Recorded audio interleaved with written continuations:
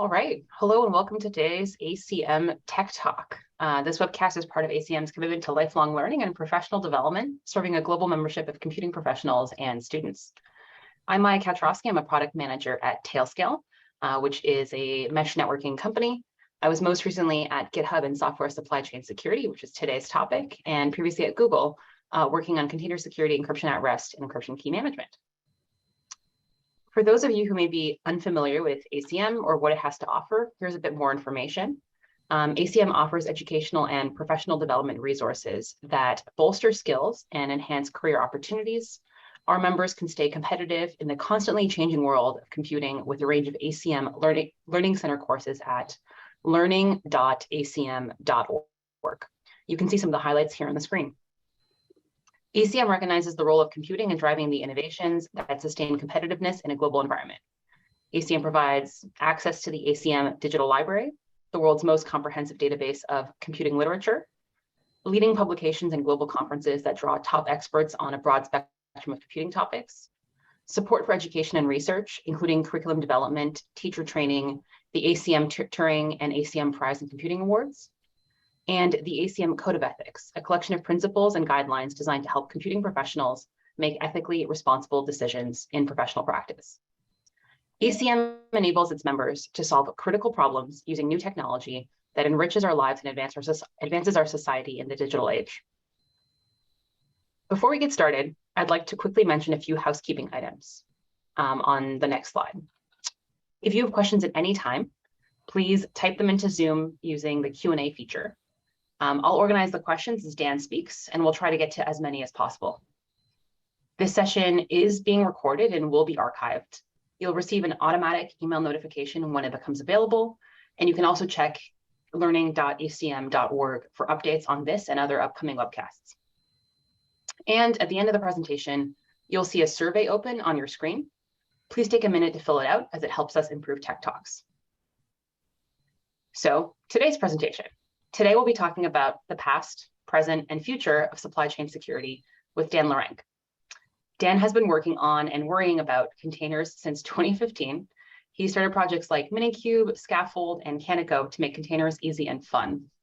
Unfortunately, he then got so worried about the state of open source supply chains that he partnered up with Kim Lewandowski and others to found the Tecton and Sixtor projects to make it easier to build and use containers securely, as well as Salsa to create a common language for software security and supply chain integrity.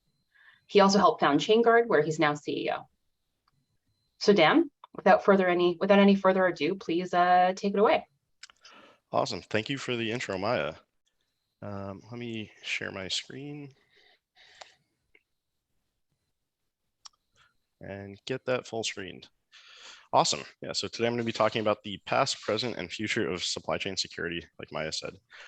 Ask questions throughout.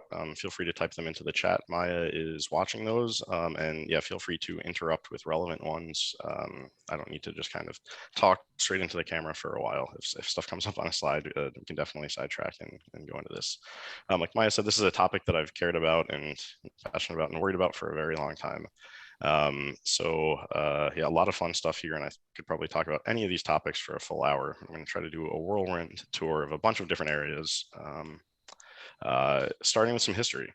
So supply chain attacks are all the rage in the news now, but they go all the way back to the early 80s and probably earlier. I'm going to start with a detailed look into one of the first scary supply chain attacks. Then I'm going to go through just a breakdown of the types of things that we're seeing daily. These are happening all the time in open source, and I've broken them down into a couple different categories because supply chain attacks are interesting in that there's no single threat model or a single protection point that you can use to solve them. There's probably about 37 different types of attacks that I've loosely grouped into 3 categories that you can kind of evaluate and decide how to protect against yourself, based on your own threat models. And then at the end, we're going to cover some kind of deep dives into a couple of the new efforts going on across the industry and across open source to help protect supply chains, both for open source software and proprietary software. So we're going to get into some details on topics like PKI, cryptographic signatures, build system security, and stuff like that. But first, let's talk about what supply chain attacks are and how they've been around for so long. With a brief history here. So this is the first one that I've ever found. It wasn't called a supply chain attack in 1984, but this was an awesome paper. If you haven't read this or watched any of the talks on it, then I would definitely highly recommend it. This was Ken Thompson's Turing Award lecture in 1984 called Reflections on Trusting Trust. And right here kind of covers it completely and shows kind of state of the industry today. We haven't really advanced from this too much, but to what extent should one trust a statement that a program is free of Trojan horses? Perhaps it is more important to trust the people who wrote the software. And this is a pretty scary paper when you read through the whole thing. Ken Thompson was at Bell Labs at the time. And basically invented this new type of attack and then carried it out to kind of prank his coworkers and see what they were able to figure out. I think this was so scary that everybody kind of read it and then collectively forgot about it and couldn't come up with any solution. So we just pretended it wasn't going to happen right up until recently when we have seen a huge rise in supply chain attacks.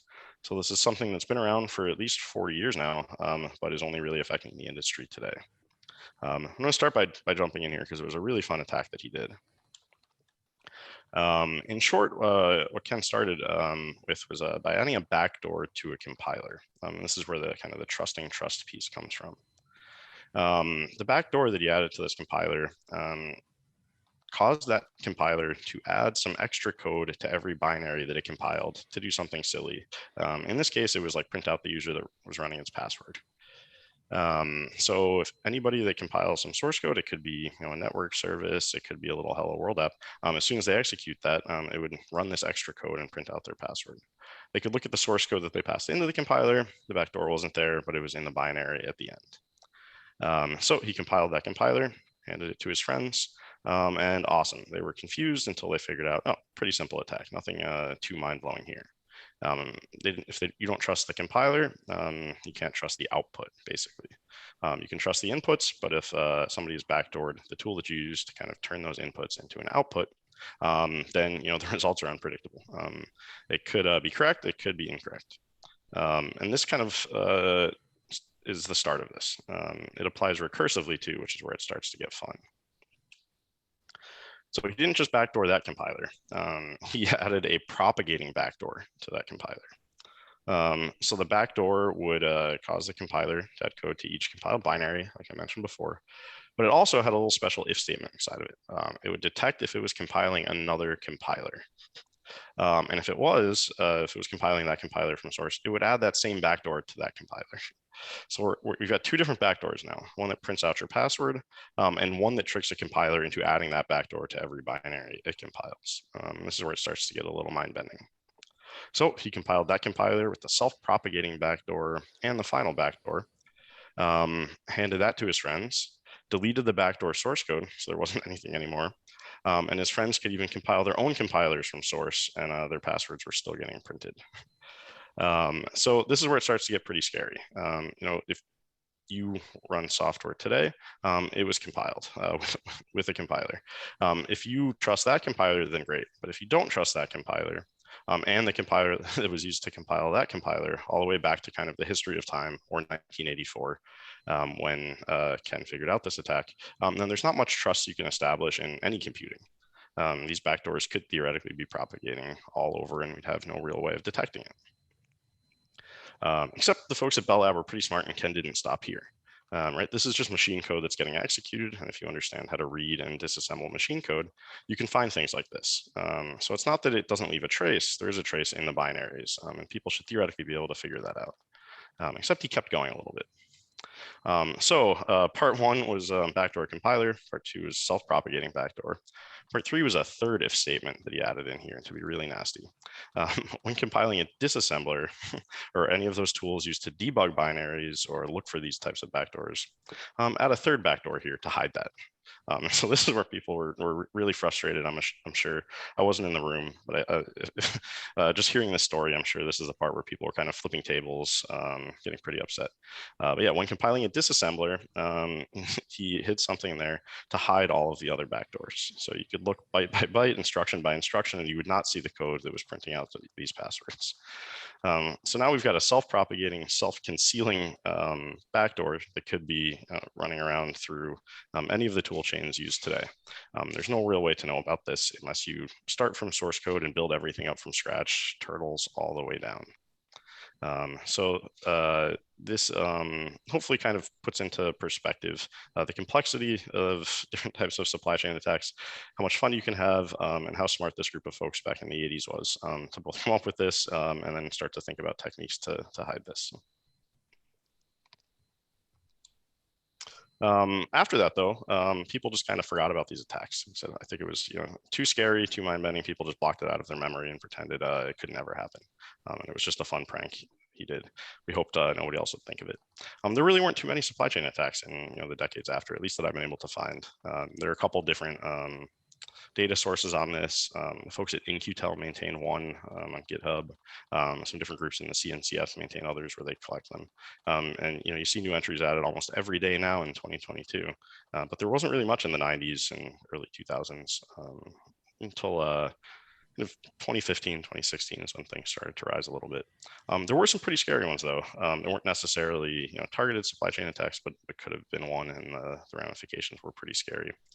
A couple different Linux distributions, their package managers were compromised, their cryptographic signing keys got leaked or stolen. And this led to a bunch of incident recovery. Thankfully, nothing terribly scary was found in here. Probably one of the scariest ones that led to a bunch of incident analysis to convince everybody everything was safe was the kernel.org server that was used to host the Linux kernel source code was hacked. Everything was audited after, nothing bad was found, but it was compromised for some time. And that's even lower level than a compiler. If anything was managed to be slipped into there, that's pretty terrifying. An operating system is widely used as Linux. This was back in 2011. The person was actually caught eventually. Yeah, we were able to recover. Yeah, outside of Debian, Fedora, Gentoo, Linux distributions like this, there wasn't too much outside of kind of hacking that type of critical packaging infrastructure. Call those the dark ages. And then today, probably the reason we're having this talk and the reason you've heard the word supply chain attack in the news is because there's a massive rise happening right now in these attacks. I have a couple theories why, which I'm going to jump onto next. For why they're only happening today instead of the 80s. But the one controversial part is that they are happening. These are the scary up and to the right graphs. Sonatype and a bunch of other vendors track these and put out awesome annual reports showing the different types of attacks, new things that are seen, trends, and what the next year is potentially going to look like.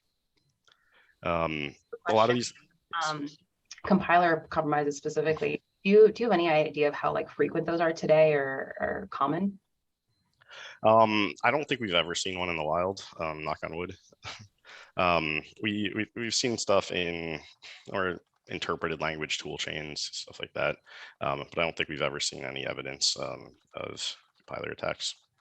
There has been some work actually to detect those. I painted a pretty bleak picture here.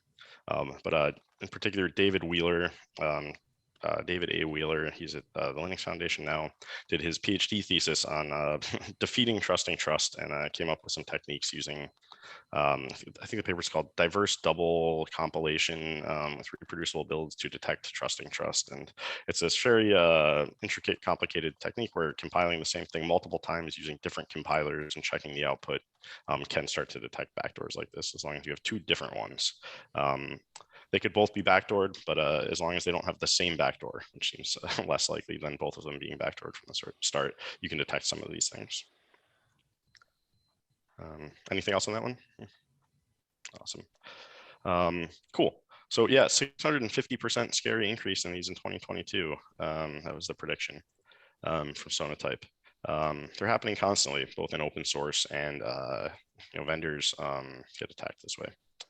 A lot of this culminated in late 2020 with the massive attack on SolarWinds. That was kind of a compiler attack, if anybody dug into it. It was more of an attack on their build system is the way I look at it. But SolarWinds had a piece of software that they compiled on a build server, and then they distributed that piece of software. An attacker was able to get a foothold on that build system and would detect when the package was about to be compiled, and would change the source code a little bit right before the compiler took off. I don't really consider it a compiler attack, but it's close enough depending on how you squint. The source code got passed into this build system, and the piece that came out had a backdoor inside of it. The scary part here is that this was a pretty security critical software that was attacked and was deployed in highly privileged sensitive environments, leading to a lot of damages. That's one of the scary parts about supply chain attacks. They're somewhat asymmetric in that way. A small breach can lead to large pivots depending on how widely used the software is. There's a Senate report that this number came from. I don't quite know how they calculated it, but yeah, there were some devastating attacks leading up to $100 billion in estimated damages. In the wake of this and the rise in general, the Biden administration in the US released an executive order later that year detailing a whole bunch of new requirements for software vendors and how they're supposed to securely produce and distribute their software to help mitigate attacks like this in the future. And we'll get into some of those recommendations a little bit later in the talk. But if you're not scared enough yet from the trusting trust attack and all of these scary stats, yeah, there's another report recently from Gartner estimating that at least 45% of organizations are going to experience a supply chain attack by 2024. And that's a large 300% or 3x increase. So if you haven't noticed one of these in the past, you still might have gotten attacked, you might have just not noticed, but you're probably going to notice one of these in the future. Here's my basic theory for why now. Right, we've known about these since the early 80s. Why are they only a problem now? And this is the best answer I've heard. I've asked a lot of folks. This wasn't my idea. But basically, we've gotten good enough at other areas of infrastructure security and information security. Finally, the tide has risen, that these haven't necessarily gotten easier. They're just now relatively easier for attackers. Stuff like TLS everywhere across the internet, strong passwords, two-factor auth. When you're evaluating the easiest way into an organization, you're going to take the easiest path, the path of least resistance. And for the last several decades, we weren't doing a very good job with information security at all. Most websites were barely protected. We were sending passwords over plain text in HTTP for decades, and that was considered fine. So we've finally gotten good enough at locking the rest of these paths down that now, as an attacker trying to figure out a way into an organization or a large set of organizations, supply chain attacks are relatively easiest. They're also a little bit sinister in their defense because we're all dependent on each other in the software supply chain. Everybody uses software from other folks, and if you're a software vendor, you're sitting in the middle, right? You're consuming software and producing software. So instead of an attack on just one organization, these typically start with one point and then pivot to a bunch of others. So the attacks are usually less focused, but a lot more devastating, unfortunately. And so you're in some ways dependent on the people that you consume software from to fix these. This is nothing a single organization can kind of insulate themselves completely from on their own, unfortunately. All right, so types of attacks today. I've talked a lot about supply chain attacks, kind of hand waves. Give one example, but there's a lot of different ones happening today. And every time you see new supply chain attack in the news, you have to do a little bit of reading to figure out exactly which type it was and what you need to do to protect yourself against them. So Sonatype dubbed a bunch of these in that report, the stats next generation supply chain attacks. And so we'll break some of them down. But at a broad level, I kind of grouped them into three different categories that worry me in different ways. The first one is kind of that integrity angle. Having a backdoor in your compiler or having a build system get compromised, like in the case with SolarWinds and a lot of other organizations. You might know what code was supposed to be used. You might know which software is supposed to be used, but you can't trust that information. An attacker can compromise your build system or a package repository, like the Linux kernel.org one I mentioned earlier. You might not actually know what's in your supply chain, but if you do, you can't trust that data. That's kind of the integrity problem.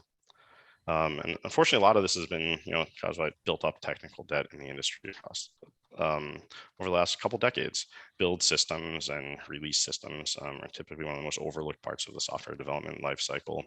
I'm guilty of it myself, running Jenkins machines under my desk and Mac Minis instead of applying basic production hygiene to them. So that's kind of that problem, and the whole set of attacks falls under there. I have some examples on the next slide. The second one, which gets lumped in as a supply chain attack a lot, and you might or might not consider it one, depending, but the headline comes up, so we'll still put it in here because your dependencies are part of your supply chain. This is the quality problem. Garbage in, kind of garbage out is how I think of it. All software has bugs, whether you wrote it or whether it's a third-party dependency you found on NPM or GitHub. And some of those bugs can cause security issues. And so if you're using out-of-date versions of dependencies and haven't picked up patches, or if you're using unmaintained code that was poorly written, then that code is part of your supply chain and can cause you to be attacked, depending on what it is and the use case. So that's the quality problem. So even if you completely solve the integrity one and you have a secure compiler and a secure build environment with no access to the external network, you can still find bugs in your code. And those can have devastating consequences. One of the largest ones here in recent memory was Log4j. And this actually happened on the 1-year anniversary, almost to the day of the SolarWinds attack, coincidentally enough. So if you believe in luck or bad luck or coincidence or something, you should set your calendar for late December this year and make sure your security team is ready for the third one in a row. But yeah, that's kind of the quality problem. Then the third one, this is kind of the scariest one because there are no great solutions for it at all. And I'm not convinced there really can be an overall solution for this one, at least with today's technology. But it's just malicious maintainers or malicious vendors, depending on if it's open source or proprietary code. This could be a person that spends a long time building up a library, adding useful features to it, getting the library adopted widely, being a good citizen until one day they're not. They change their minds and put a backdoor in. We've seen a couple of these lately in the news, and we'll probably see some more copycats if I had to guess. Some weren't completely malicious, but still had some bad consequences. You might have seen a protestware as the buzzword for some of these, where attackers were protesting the events in Ukraine and changed a library to try to detect if it was running in a certain country, and if it was, delete the hard drive of the machine it was running on. There are a few others of open source maintainers protesting lack of funding, that kind of thing, and inserting backdoors into code that was previously well maintained. This can also be maintainers just getting compromised, like their accounts. Two-factor auth is great, but the usage in open source is still pretty lacking. There have been some awesome announcements recently with Ruby Gems, PyPy, and NPM starting to require two-factor auth for maintainers. But there's a lot of people that reuse passwords still today, and a lot of accounts to common third-party package managers aren't very well protected. So it might not be that the maintainer inserted a bug on purpose. It might just be that their account got compromised and malicious code was inserted. But either way, the threat model here is code from somebody that you trusted had something intentionally inserted inside of it to cause problems. And so that's why it's not really a technical problem. It's really about trust and people. So it's a lot harder to protect against. Here are some examples of a lot of these attacks. It's really many problems, like I was talking about before, that are all different and would require different solutions. Talked about SolarWinds enough, but there have been some other ones here. The CodeCov, open source code coverage service, had an installer that was very commonly used inside of CI systems. The installer was a bash script that people curled and executed, and the site hosting that got compromised. So an attacker inserted some code to steal all of the secrets and environment variables and credentials and exfiltrate them to an IP address somewhere. So this affected thousands of projects and organizations over a period of weeks before it was detected.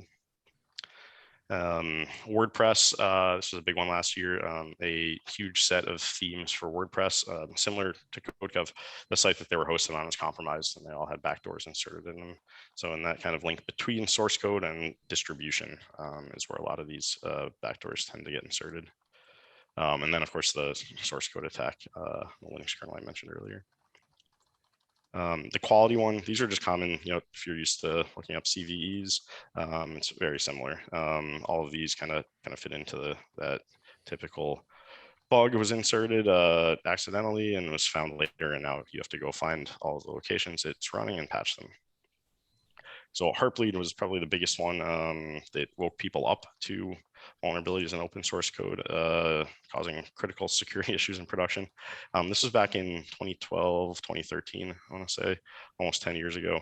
This caused a huge amount of attention that then kind of faded away after it was patched. But this was a bug in OpenSSL, one of the most widely used SSL or TLS implementations in the world, that allowed attackers to monitor traffic, steal credentials, all sorts of bad things with encrypted traffic that you shouldn't be able to do. Log4Shell, mentioned briefly before, but this was just truly a nightmare scenario. Incredibly commonly used Java library called Log4j. Had some code inside of it that conflicted with some other code and other features in the JVM itself that basically allowed anybody to get full arbitrary remote code execution of the JVM if they were able to control a single message getting printed through the logging system. So very, very easy attack vector and very, very devastating consequences, and also an incredibly ubiquitous and widely distributed library. So kind of perfect storm for a nightmare situation. I think this is probably the first interplanetary supply chain attack, or CV, that I've seen. This code was actually running on the Mars rover. So we're spreading these throughout the solar system. A couple others, another fun one in the last year was the fun buzzword was psychic signatures, also in the Java ecosystem.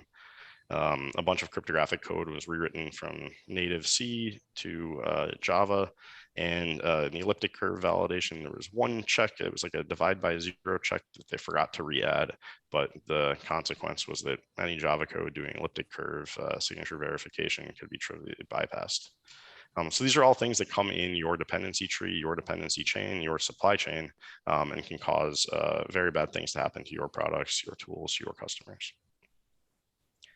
Then the final one, malicious maintainers, compromised maintainers, all of that stuff. There have been a bunch of these.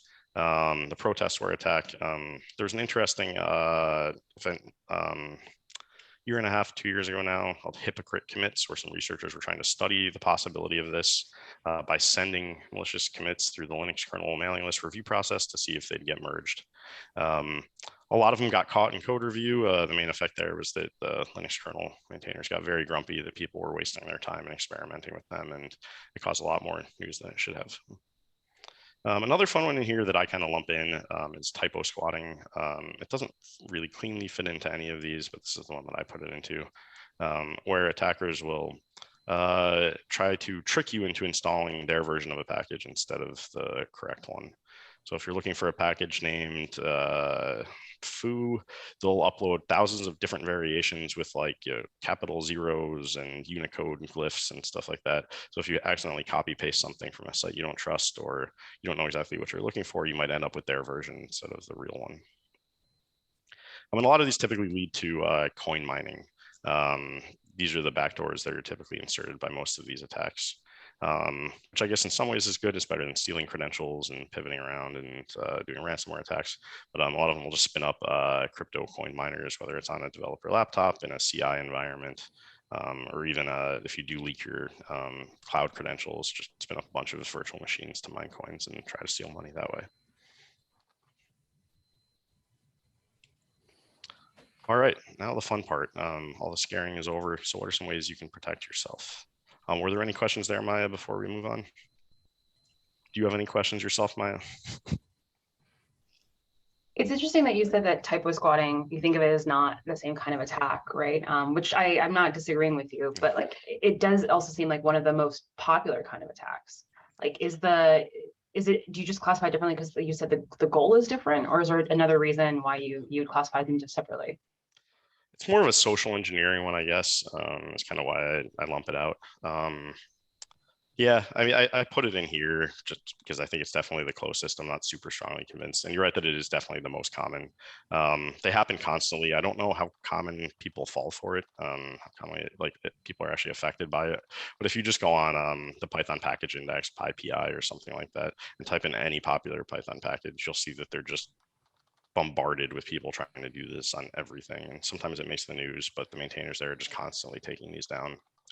There was one that made the news last week. I think it's the requests library, which is one of the most popular ones in Python for HTTP kind of interactions. Somebody had uploaded several thousand variations of that name and version strings and everything. Yeah, they usually don't do too much. They're not terribly impactful, but they're just noise almost. All right, fun mitigation technique time. Starting on the left with the quality problem, or I guess starting in the middle here. This is the one I wanted to go to first, and I have some fun memes I've made for all of these. But yeah, the quality problem, refresh, is all code has bugs, whether it's yours or someone else's, and sometimes these bugs cause security problems. There's often a common misconception that if it's a well-maintained open source project, that it doesn't have any bugs inside of it. And a lot of this comes from Linus Torvalds' law, many eyes makes all bugs shallow, which is true, but it very depends on how long those eyes spend looking exactly how many there are, how many lines of code they're looking at. Kind of like the Warren Buffett line about markets remaining irrational longer than you can remain solvent. The bugs might get found before the eyes catch them. So yeah, no easy answer here. Again, a lot of this is just basic stuff like eat your vegetables kind of guidance. Be careful what you use. Spend some time looking into open source dependencies. Spend some time asking your vendors what they're doing here. If there is a huge difference between well-maintained open source code and one maintainer who put something up on GitHub and walked away, and then somebody else found it later and started using it in a critical production environment. There's a lot of myths now and a lot of misconceptions because open source is commonly the target here, that open source is insecure. That's blatantly not true, but it's also a huge generalization. There is no single open source. I can write code with bugs in it and put it up on GitHub today. That's open source and that's insecure because I did that on purpose. But yeah, you really want to just make sure you're using code and being responsible about the dependencies you're using where you can. Visibility is important here. One of the big takeaways from the new US government guidance and compliance requirements is around SBOMs, or software bill of materials. That's really a whole effort to allow people to see and apply policy and make decisions based on the ingredients going into a piece of software, including its dependencies. But yeah, otherwise basic hygiene goes a long way here. A lot of the security bugs get caught with fuzzing. Fuzzing has been around forever and it continues to be one of the most effective ways to find both regular and security bugs in software. There's an awesome project called OSS Fuzz run by Google that is just constantly spending CPU time looking for bugs in code and constantly finding CVEs and getting them fixed. It's not slowing down. Fuzzing is awesome, and you should make sure you're fuzzing your code or somebody is, both first party and the third party code you're using. Huge range in static, SAST, DAST, so static analysis, dynamic analysis tooling. These can be great too for finding both the functional and other types of bugs. Then it gets tricky. Just because people fix the bug doesn't mean that you got or remembered to apply the fix.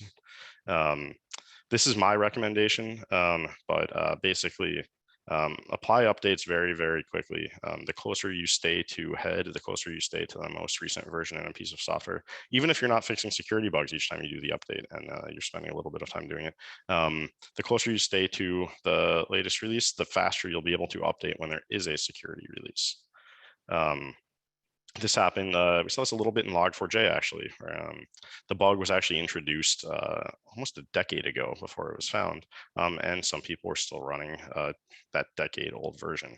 Updating from that version to the one with the patch was definitely a lot more work than people that just had to apply a narrow version bump. So the faster you do these dependency updates, the easier they become, and the faster you can do them when you have to in a rush. You don't want to be doing merge conflict resolution and refactoring and all of that under the gun of a huge vulnerability. Do it constantly, get in the habit of it, and don't worry when something bad does happen because you've exercised that muscle. You know how to do this quickly.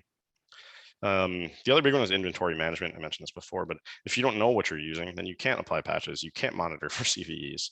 And it's easy to laugh about this one, but there is dark inventory, dark IT, or shadow IT running in every single organization. You know exactly what code is in all the systems that you remembered to check, but there's always systems you forgot to check, and there's always things sitting around. And sometimes those end up being network facing and serving critical roles. So really get on top of your asset management, your inventory management, and make sure that you're applying these updates and scanning techniques to everything, not just the pieces that you remembered. Other than that, there's not much you can do. If anybody had a magic wand to eliminate all bugs, then we would have used that years ago, and most of us would be out of jobs. Now the other one, the integrity problem. This is, again, no magic. Just treat your build systems and your artifact management systems and everything in your supply chain like production systems. This is kind of my go-to mental image when we think about supply chain attacks. It's like the super secure bank vault or jail or something like that that you're trying to break into or out of, and all of the locks are secure and the fence is super secure. And you know what happens in every movie? They hide in like the food delivery truck or something like that and sneak in that way. That's kind of how I think of this. We spend tons of time and money buying products and scanners and incident analysis tools for our production environments, and then we deploy from a build system sitting under somebody's desk or somebody's laptop that doesn't have any of that set up. If your system can build a binary, then you should treat it as having full production access, because it essentially does. And so thinking about that and applying those same production principles to the way you receive your code, the way you build it, the way you publish, and the way you deploy it is the answer here. Yeah, we've basically forgotten about this for a while as an industry. We've been lazy here. It's time to just do the hard work, do what you need to do, and be responsible about it. Then this comes down to the kind of that third bullet here about vendors. This comes down to the other kind of scary, unfortunate bit I mentioned before, but it's nobody is writing code in a vacuum. Nobody is writing software by themselves, completely insulated from the outside world. We're all using each other's products. We're all using each other's tools in some way. And so you can do the right thing and still get compromised by one of your vendors, unfortunately. So ask them to do this as well. And this is where a lot of the new compliance requirements could actually help out. Not just applying these principles to yourself, but also requiring everyone to obtain the same kind of proofs and audits and everything from their vendors that they're doing things responsibly as well can actually help. Early on, I mentioned one of the projects that I've been working on is called the Salsa framework. This is really just a way of kind of breaking down all of the steps in a supply chain and mapping the individual threats there to their mitigations. A developer can get compromised here on the left, and, or their account. The solution there is use strong passwords, use two-factor authentication, apply basic identity management hygiene there. Source repositories can get compromised, for example. Make sure that they are run securely. Make sure they are run like production systems. Keep auditing turned on. Git is already great because everything is content addressable, but people can rewrite the whole thing if they get access or something. So yeah, just apply those kind of principles to everything from the developers writing code out to the end person downloading code, because every one of these links can and has been attacked in the past. Then that final one, yeah, malicious developers, and my favorite of those memes. Yeah, open source code is great and powerful because anybody can contribute to it. It's a really low bar of entry. It's easy. But unfortunately, anybody that has spent time on the internet realizes quickly that not everybody on the internet is a nice person. And so that can be pretty scary. The graph on the right is a snapshot of the dependency tree for Kubernetes as of a couple years ago. It's impossible to read. That's kind of on purpose. I think this even cuts off at some level of granularity because it just gets too big and impossible to generate. But each one of these packages, each one of these dependencies is maintained by a different set of people. And given enough time, every single one of those people can theoretically get some code updated and pulled all the way into the main Kubernetes release. The Kubernetes maintainers and Kubernetes release teams themselves are all awesome, and they work really hard on this, but the graph grows very, very quickly, and at some point kind of includes anybody on GitHub in the limit. And so that your threat maintainers to the worst protected laptop of the least careful open source maintainer in your dependency tree. You can't stop this, but you can kind of mitigate and try to limit the blast radius when these things do happen. And it's not just open source either. I don't like just pinning it there. The same kind of model applies inside of large organizations. It's the insider risk or inner source or all those other threat models where employees can also be compromised. Their accounts can be hacked or people can go get jobs and do bad things. So the same kind of model applies in proprietary software as well as open source. Again, knowing what you're using, knowing who wrote it can help. It can't stop it, but kind of establishing those audit chains with things like digital signatures, which we'll get into in a little bit, can help detect and limit the blast radius when things happen across repositories. All right, so now we're going to get into some topics that I've spent a lot of time on myself. These are pretty technical, but dig into some of the details around preventing and mitigating some of these attacks. We're going to start with cryptographic signatures because they're key to preventing tampering at all stages in the supply chain, and then finish up quickly with some more on the Salsa framework. How are we doing on time? I think we're okay. All right, so we're going to go pretty quickly through here. A digital or a cryptographic signature often gets thrown around as a way to secure software. If it's signed, it must be secure. But what does signing actually mean? Signing is actually a cryptographic technique. It is math. Math can't actually secure software, unfortunately. It is a really powerful primitive, though. What a signature actually means is that one person generated a public and private key pair, and then use that private key to mathematically or cryptographically or digitally, whatever you want to call it, generate a signature for a binary or a blob or a text file or something, some input. That signature, it's basically the same as a wet ink signature. That's where the analogy comes from. The receiver, if they know that person's public key, or in the wedding case, if they know what your signature is supposed to look like, they can verify that that came from you and it was not tampered with. So the whole flow is Alice generates this public-private key pair, gives the public key to Bob, and then signs a whole bunch of things, and Bob can make sure that those things actually were not tampered with between the time of Alice signing them and Bob receiving them.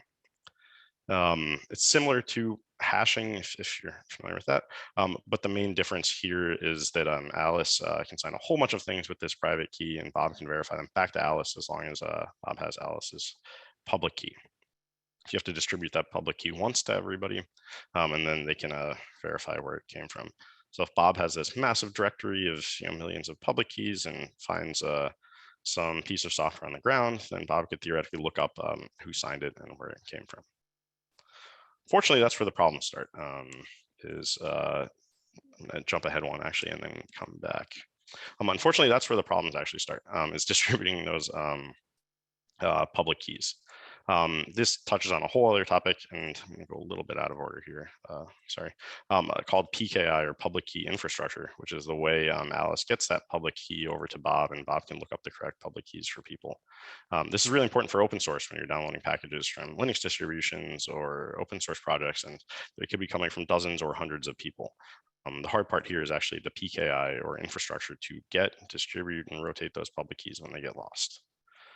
People like to kind of nerd out about mathematical algorithms being broken and cryptographic schemes being forged and backdoored and stuff like that. But the real common threat model here is the one that I made in this little graph is in open source. People get their public keys set up, they distribute them at a key signing party or something, and then a week later they lose the hardware token they generated it on, or in this one you spill some coffee on it or something. There's a pretty viral tweet maybe about a year ago where somebody accidentally swallowed their YubiKey, and Yubico responded with some pretty funny jokes about it. Sometimes things do get stolen and leaked, but for the most part, people just lose them, and then they have to go reestablish that trust again and get the new key back to that person. So this is the problem that PKI solves, and where it really starts to break down. One more, I'm going to jump back a bit.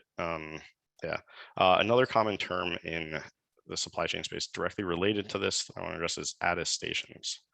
This is basically a layer on top of signatures. I said before, there's that myth that signatures make stuff secure.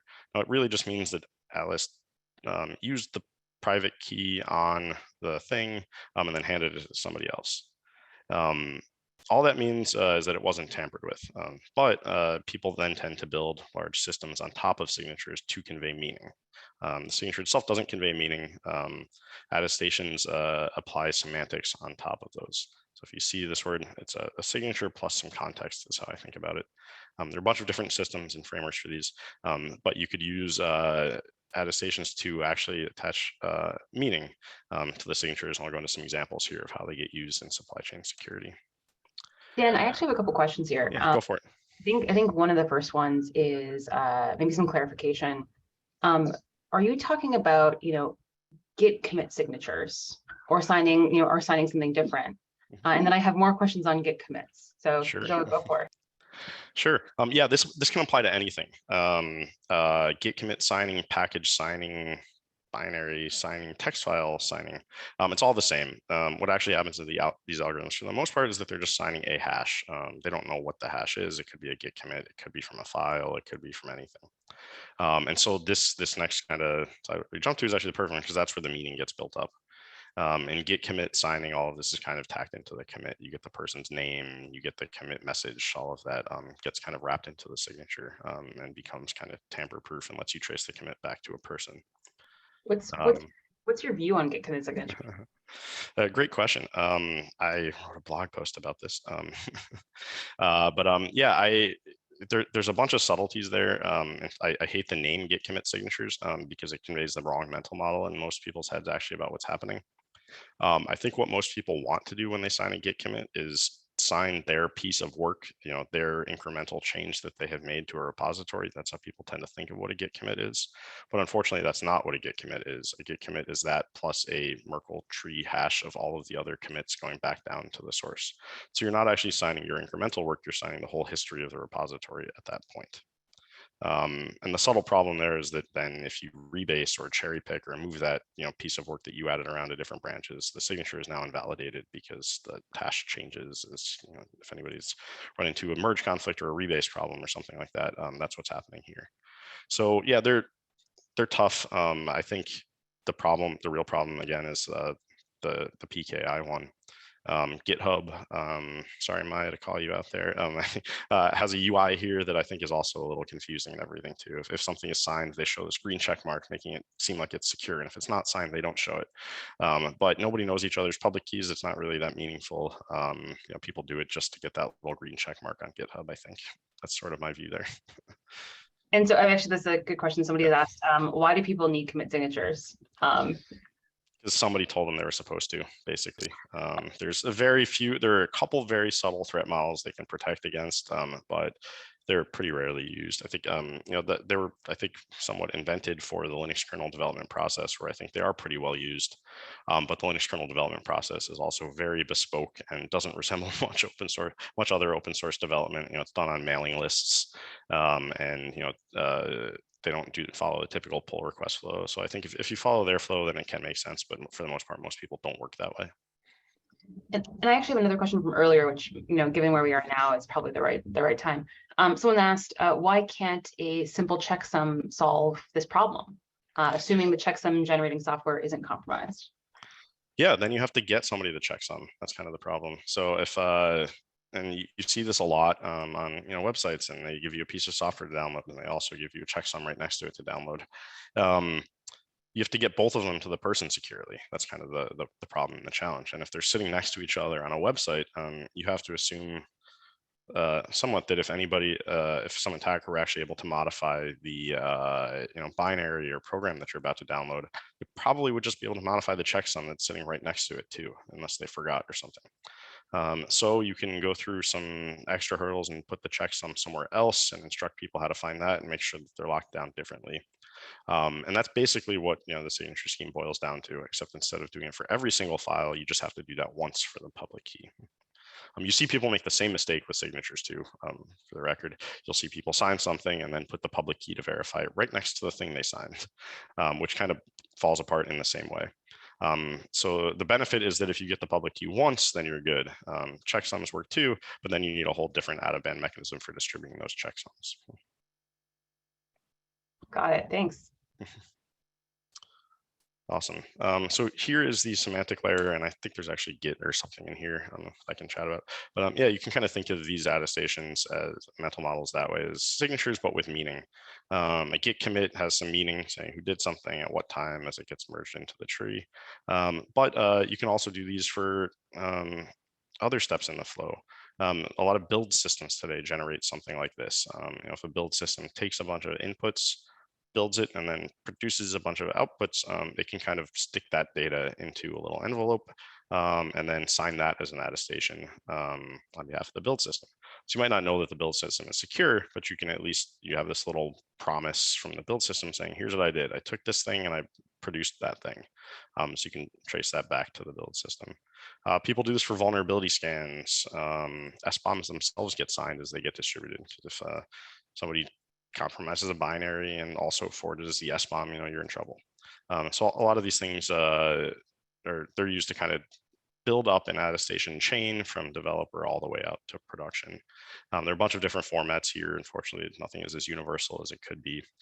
Git was just one example. But yeah, they can, they're the first step in a lot of flows to secure a lot of this stuff. Another question. So signing binaries, makes sense. Is there any thought that you have around how to associate SBOMs and binaries rather than trying to get into the source repository? How do we associate SBOMs with binaries without? So I get that part, but then without getting into the source repository. Rather than trying to sign, what's in your source repository or attest what's in your code base. I see. Okay. So yeah, the case of your people are distributing binaries and they're also handing out SBOMs with them. So yeah, how do you attach them? How do you associate them? That kind of thing. There's no great standard. There's no great best practice here. People typically put the SBOM next to the binary, hand it out on a website, something like that. Open source projects are starting to do it. They publish the SBOMs with the releases. There are a few ways to generate SBOMs, and there's a lot of opinions and everything here. But for the most part, what people are doing today is kind of, I call it reverse engineering. They'll build that binary and then they run a static analysis tool to reverse engineer what's inside there and then spit out an SBOM. And that works, but it's also kind of tautologically somewhat useless because if the whole point of having an SBOM is to give the consumer more data and insight about what's in the software, but the way you're generating it is just by cracking open the piece of software. Then they could have done that on their own to begin with, but at least it's a little incrementally better because now we're speaking in the same interoperable file formats and languages. I think the correct way and the way to enrich it and preserve a lot more data and make them a lot more useful is to do it as part of the build process. And so some languages like Go are now starting to include a bunch of extra information. The Go compiler does this in new binaries, includes a bunch of extra information during the build process in the binary that can be used for SBOM generation. So by doing it earlier in the process, by doing it with the source code, doing it with the information that the compiler or build tools have, you can get a much better, much higher accuracy, much more detailed SBOM. So yeah, you can distribute it with the binary, but you should build it from the source, I guess is what I would say. We did the PKI one. There's a bunch of different ways to do PKI. The main takeaway here is, you could talk about each of these for an hour. The main takeaway here is that there's a lot of different ways to do PKI and they're all pretty bad. And that's why the state of signatures is pretty weak. The simplest one is called TOFU, or trust on first use. The very first time you get a piece of software or something from somebody, they give you their key and you just remember that going forward.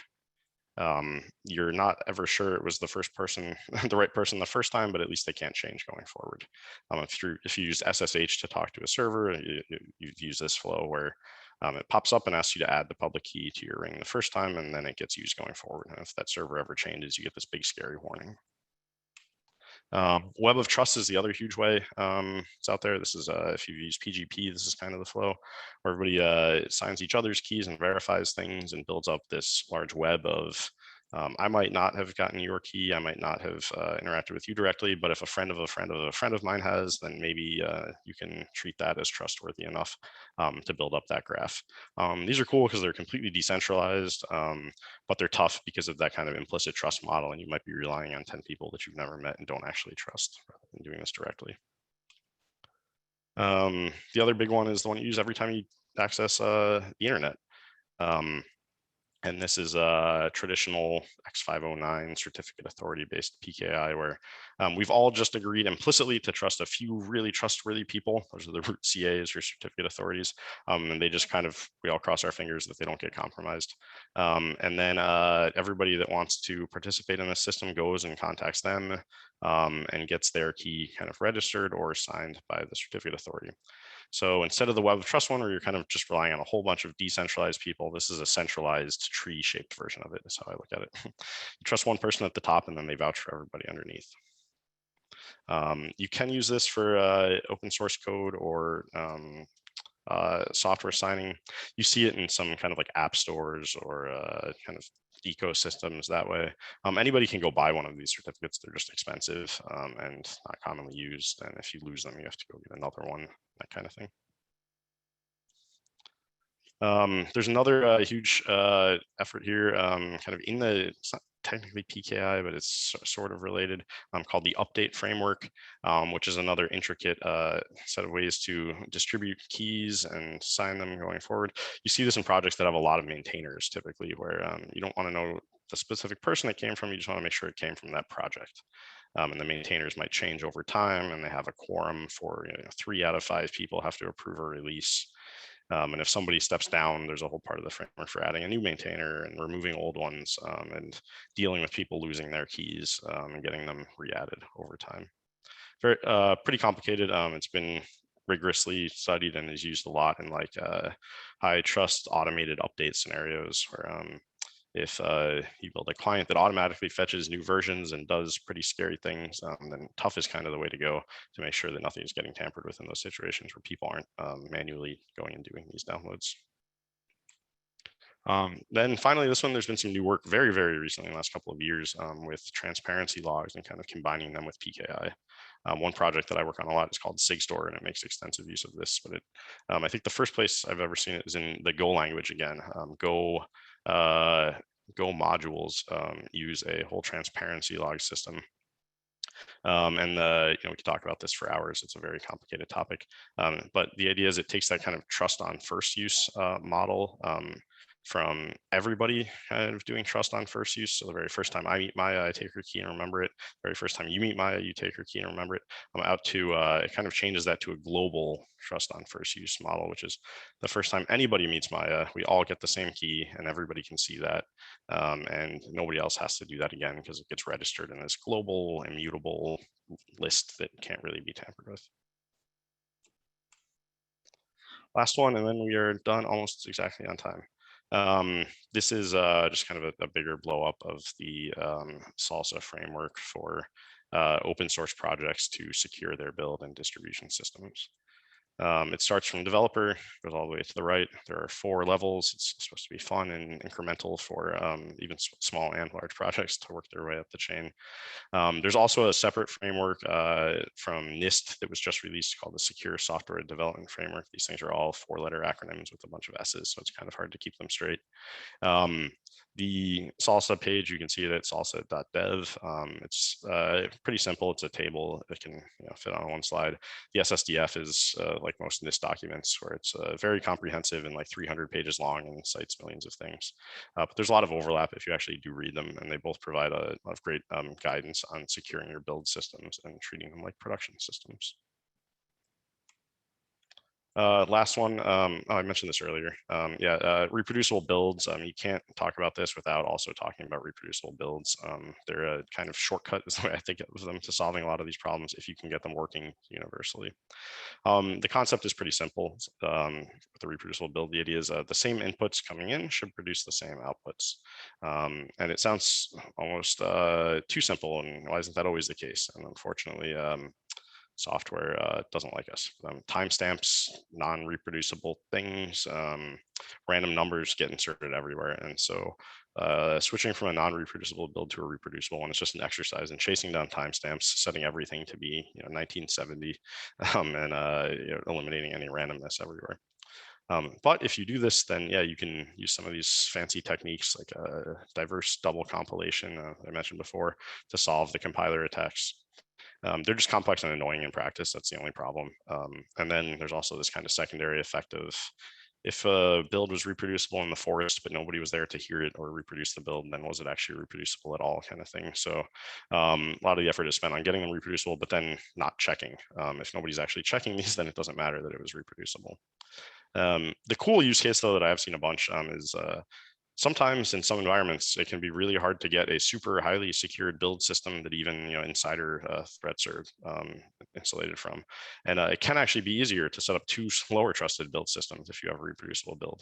You don't have to worry as much about the security if you have 2 or 3 or 4 of those. So this is one of those cases where 3 bad things can actually be better than 1 very good one. And so a lot of organizations have found that it is more cost effective to go the reproducible builds route and do things a whole bunch of different times.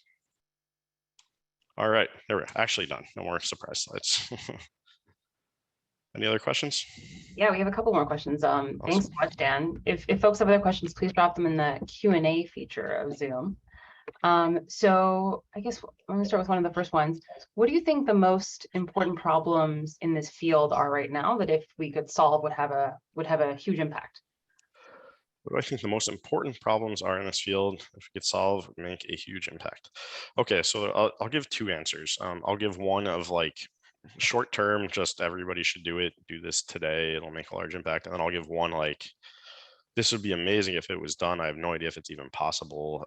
It would completely change the game. Super theoretical out there. And okay, so for the first one of just something everybody should start doing today, and that is updating dependencies. Like that, it's really the most boring thing out there, but log your dependencies somewhere. This one's always controversial too, but I say pin them, lock them. So I say just to kind of get the full list of all of your application dependencies checked into source control and managed in source control, and then update them as frequently as you possibly can. I think Dependabot and tools like that have probably had a ridiculously large impact on the overall state of software security that will probably be impossible to measure. But that's the simplest one. If everybody just started doing that, if everybody updated their dependencies and got much closer to production or head or whatever you want to call it, then that would have a huge impact, both in fixing known vulnerabilities that have been sitting around forever and in improving the posture so that we can fix new ones as they get found. The longer one is I don't know about the Unix process model in general, I guess, and why a lot of these problems are so severe. And that's kind of, when you take a whole bunch of dependencies and turn them into a binary and run it, all those dependencies are now executing with basically the same permissions as your application code. You might have, not to pick on JavaScript too much, they get picked on too much, like one of those like is even libraries or something that does some very basic string manipulation. That code is running with the same security privileges as the one that is making network requests and deleting and creating files in your database library. And so that's what causes a lot of these malicious maintainer and typo squatting attacks, which is all you have to do is change that function to now do something destructive. And you can't really do the principle of least privilege at that level of granularity, I guess. There are some attempts with some of the new like WASM modules stuff and things out there in the future, but it really kind of requires changing the way things work down at the process and operating system level to make meaningful improvements there. But you can imagine something like an app store for dependencies where they pop up and ask you which permissions they're allowed to use, and you can say no, and everything on your phone runs with different sets of permissions because you're allowed to do that at that level. If you could do that for third-party dependencies, then it doesn't matter if a lot of them get backdoored because you said, no, you're not allowed to access my contact list, and you're not allowed to spy on me with my microphone or something like that. And I think that would basically be normal security principle of least privileges, but applied at very low levels.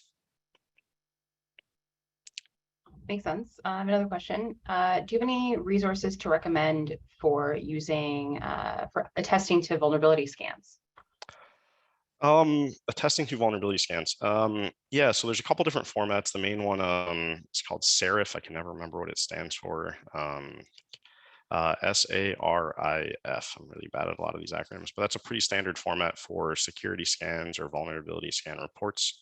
And then they're actually a really good example of where attestations matter, because you don't typically just want the scan, you want somebody to have looked at it and said this actually checks out, because unfortunately scanners never show zero, they always show a lot of noise, and you actually kind of have to have a manual review.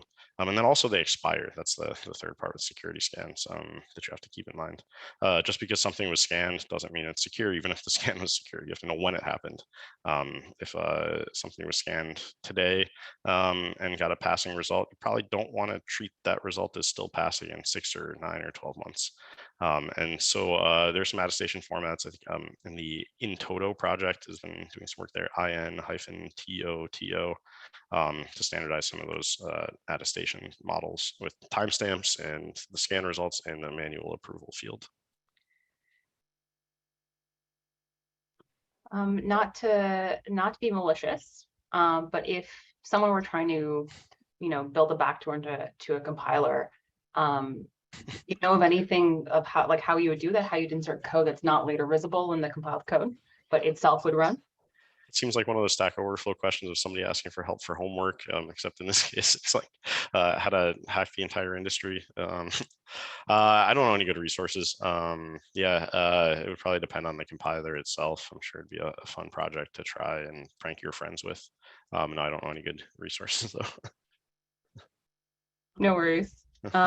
When will there be a standard, or is there a standard to canonically refer to upstream open source dependencies? So things like in Maven or NPM, whatever it happens to be, and how those are used in SBOMs. Yeah, naming, one of the hard problems in software. The closest I've seen to this is the Perl PURL package URL format.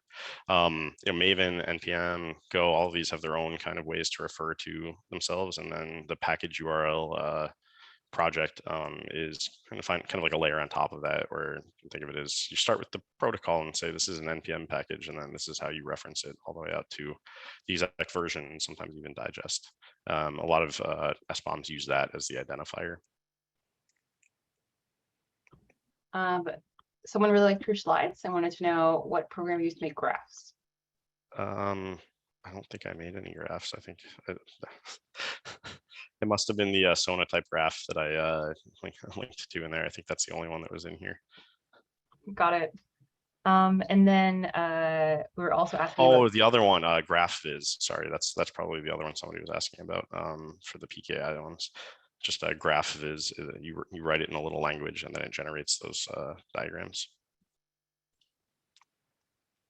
And then I have a couple questions, or just a question around, we talked about cryptocurrency mining briefly earlier, if somebody could take over a package, et cetera.